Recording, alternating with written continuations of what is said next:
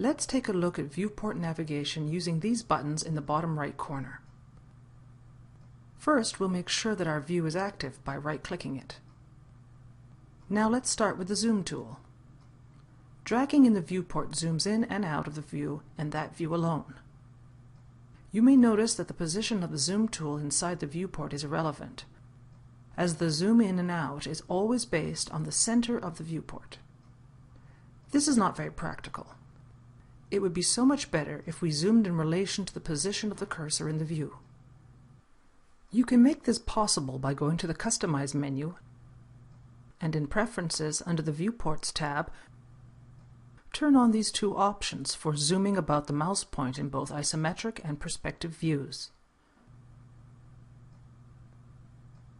When we zoom again, notice that zooming in and out is a lot more practical now because it's always around the cursor. You can also use the mouse wheel to zoom, but then the zoom is incremented and not as smooth as the zoom tool itself. However, if you don't want to select the zoom tool from the navigation buttons, you can still use it by pressing Ctrl-Alt and dragging the mouse wheel in the viewport. The next navigation tool is pretty straightforward. It's called Zoom All and zooms in and out of the 4 viewports simultaneously instead of just the active one.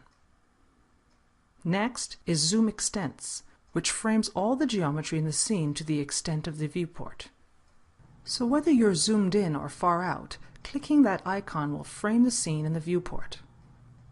Notice the little black mark in the bottom right corner of the button. This indicates a flyout showing more options. The white box in this case is the Zoom Extents we have just seen, and the green box is called Zoom Extents Selected. This means that if you have one or more objects selected, the Zoom Extents command will only frame the selection and disregard the rest of the scene.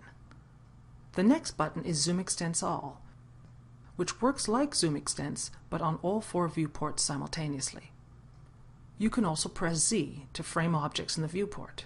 Pressing Z frames only selected objects in the viewport or frames all objects when none are selected. This is a very quick way to get closer to an object you need to work on. The second row of navigation tools start with either Field of View or Zoom Region, depending on which type of view is selected. When you switch to an isometric view, such as the front view, you can use Zoom Region to define an area which becomes the next display. When a perspective view is selected, Field of View lets you adjust the amount of the scene that is visible in the viewport and the amount of perspective flare. Be careful not to overuse Field of View, as it can create undesirable distortions. If you wish to undo a zoom or any navigation adjustments, you can press Shift-Z. The next tool is the Pan tool, to push or scroll the view left, right, up or down. But it is much easier to pan the view by dragging with the middle mouse button. Now let's look at orbiting around the scene. Orbiting lets you rotate around objects, so it makes sense to use it in the perspective view. When you enable an orbit option, a circular gizmo appears. By placing the cursor on the top or bottom quadrant points, you can rotate around a vertical orbit. If you place the cursor on the left or right points, you can rotate around a horizontal orbit. By placing the cursor inside the yellow circle, you can orbit freely around the scene. Be careful, for if you place the cursor outside the circle, you'd be tilting the view, and that may not be the effect you're aiming for. To dismiss the gizmo, you can right-click or press Escape. The Orbit Flyout has 3 options which let you choose different centers of rotation. The first option lets you orbit around the center of the view. This can be useful, but if objects are near the edges of the viewport, they might rotate out of the view. The second option lets you orbit around a selected object. Notice how the object is the base of the rotation and never moves out of sight. This can be the most useful orbit option. The final option is for object subselections, and we'll skip that for now. You don't need to use the circular gizmo.